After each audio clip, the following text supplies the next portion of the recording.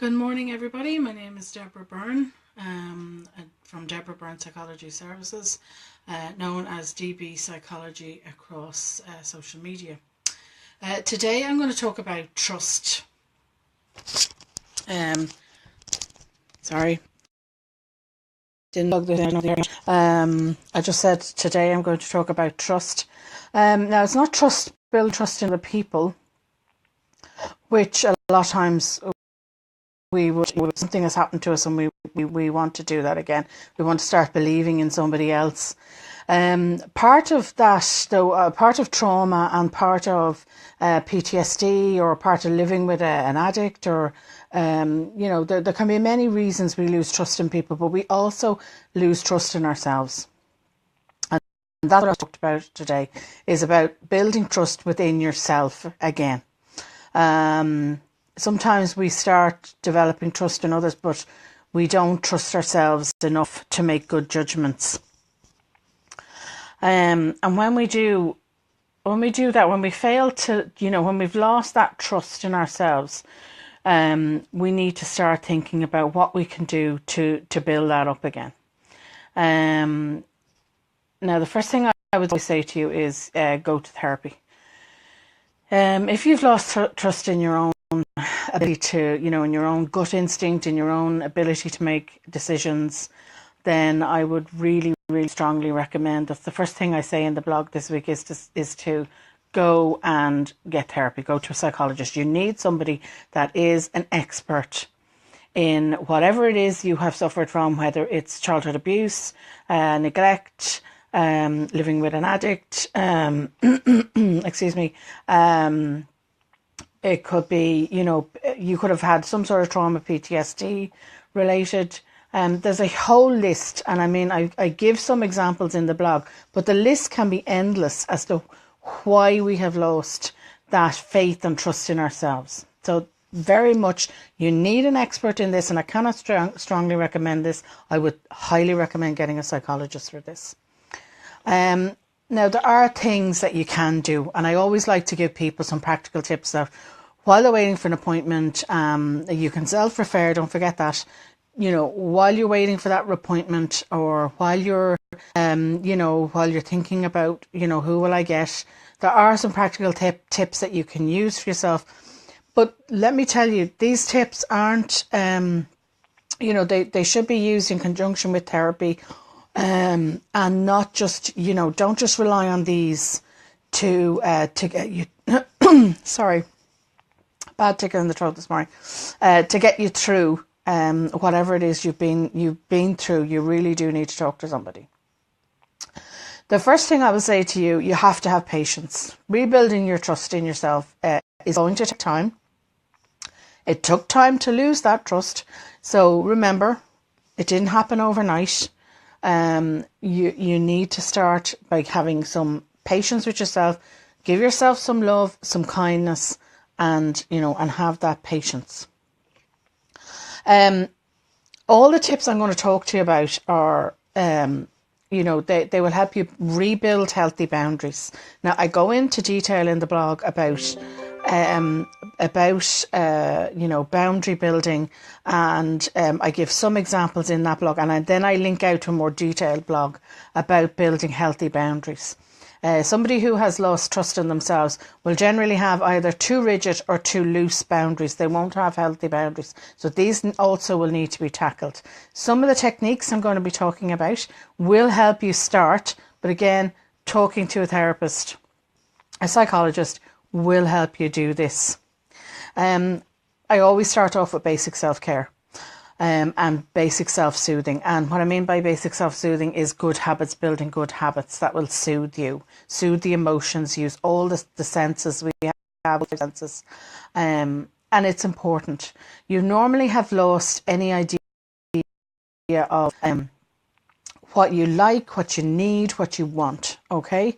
So if you can just take it back to basics to begin with, looking after yourself, and I have, I've spoken about self-care and the basics of self-care and the basics of self-soothing, building those good basic habits.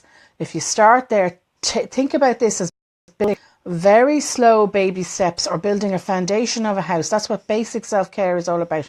It's putting that foundation in. Good basic self-soothing, good habits are basics, are your foundation of your house for your mental health as well as your physical health. So think about that, those techniques as a good strong foundation upon which to build everything else, and other things will come up from there, will build up from there. So check out the blogs, check out my videos already that I've done on these things. Go ahead, have a look at them. They're on my Facebook page. There's links out to them. They're on my YouTube channel. They're even on the blogs themselves. I've tried to go back into the blogs and link to the videos. I've put them in on the blog, so you can actually, instead of just, you can read down through the blog, but then watch the video. Meditation is another foundation. I feel meditation is a very basic self-care need, and it is a good strong foundation for anybody. And why I talk about that is it brings us back to center. It realigns us. It centers us. We hear people talking about this all the time, about centering ourselves, but it does. The connection between the mind and the body, we now know is very, very. It's almost like one. Okay, so what you're thinking will be going on. We'll be sending signals to everything in your body. All your thoughts will be sending signals to everything else going in, and all your emotions will be sending signals to the rest of your body, and your body is going to react accordingly. So if you're anxious and worried and depressed and catastrophizing or anything like that, your body is going to be going into that hyper high stress level. So you want to realign yourself, recenter yourself by using a form of meditation. It can be as simple as the 7-11 technique, and I've spoken about these before. Mindfulness is brilliant, and I said last week again, you need to be working with somebody, a qualified psychologist, to be doing mindfulness, because of the trauma, any hidden trauma, any inner trauma that you may have will be brought to the surface by mindfulness. The next step up, after you've gotten your foundations in place, I would very much recommend that you then identify what you need. Okay, this is identifying your needs.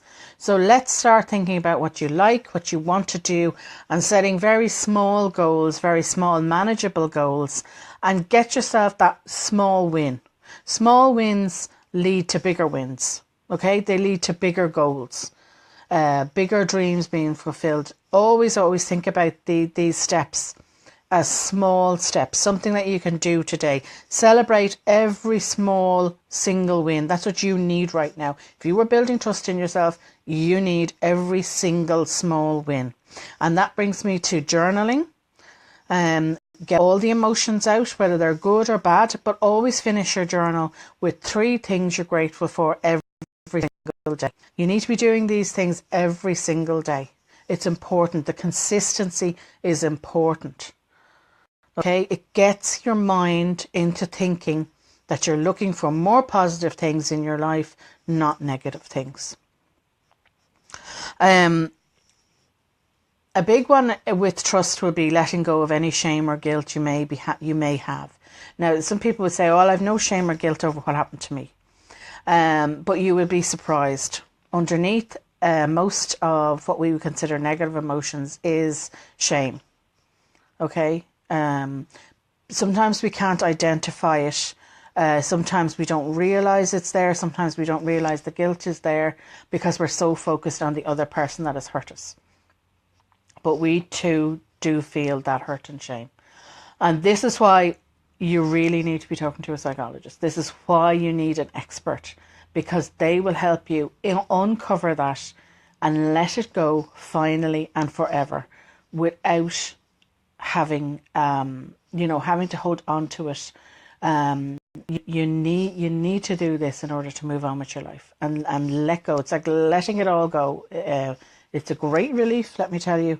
And you can move forward so much in your life when you finally let go of all those hidden underlying the underlying shame. You can let it go. We need the therapist in order to help us uncover that in a gentle and in a controlled way, so that we can cope with it. Okay, and they will be able to give you loads of techniques. As I said before about choosing a therapist, choose a psychologist who will use, who will use multiple techniques to suit you. You are in charge of your own therapy. That therapist should be using techniques to suit you. Okay, it's like having a prescription. Your glasses that you wear will not be able to be translated or given to somebody else. Think about that. It's a prescription. Okay, the doctor may prescribe something for you and something for somebody else. Totally different prescription. So think about it in those terms. Your therapy is exactly the same. It's a prescription just for you. And you are the one in charge. And how quickly and how slowly you go in terms of the therapy is really, really up to you. Never be afraid of that somebody else is now suddenly going to take over and they're going to be in charge again. That's not what therapy is about. It's not about the therapist. It's not about them taking control and in being in charge. They want you to feel that you are in control and that you are in charge, because that's what you need when you're rebuilding trust in yourself. You need to feel a sense of being in charge of your own life again and being in charge, being in control and in charge. I've spoken about gratitude and journaling, but the other thing a lot of people now have written off, they kind of poo-poo it, is affirmations. Affirmations are great. Think of them as rewiring the negative thoughts that are in your brain. When you do the meditation, it helps you start to step back from your thoughts and your thinking and to see what you're actually going on. It's no longer that washing machine effect going on in your head, that multiple spin that's going on. The meditation will help you to step back, slow down yourself, as I said, recenter yourself, but it also allows to see the thoughts as individual thoughts and not that washing machine spin. And when we see that, we can look at those thoughts and say, okay, is this true or not? Is this a really about me, or is this about the person that abused me maybe? It could be simply about your parents and things that they said to you, that they were talking really about themselves and not you. So affirmations then help us rewrite those negative thoughts, rewrite that negative thinking, and hand back that negative thinking to the person that really owns it. Hand it back to the person, the perpetrator, whoever it was, and say, here, this is belonging to you. This has nothing to do with me. And more likely than not, this is actually, it's about them. And it's their own thoughts. They have put these thoughts into your head. And when somebody has put thoughts into your head, you can take them out. You can take them and rewrite them. And this is where affirmations come in. One of the very basic ones will be, I love myself. You know, we talk about doing mirror work, to actually look in the mirror, look yourself in the eye and say, I love you. I love myself. I am good enough. To do that is wonderful, because you're really helping rewrite that I am not good enough tape that is going on in the base of your, on the base of your, and I spoke last week as well about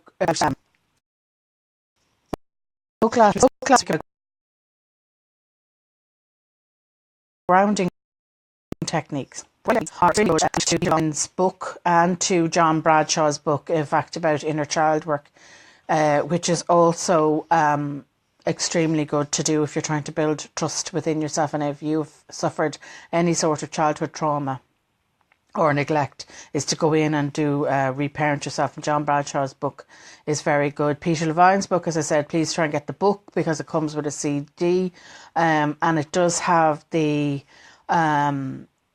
it has the techniques there that they'll talk you through the techniques, and they are very, very good at helping you ground yourself. And the one I spoke about last week was reclaiming your body, where, you simply, when you're in the shower, you're having the shower, you rub a part of your body and you say, for instance, this is my hand and it belongs to me. And then you might move up to your arm. This is my arm and it belongs to me.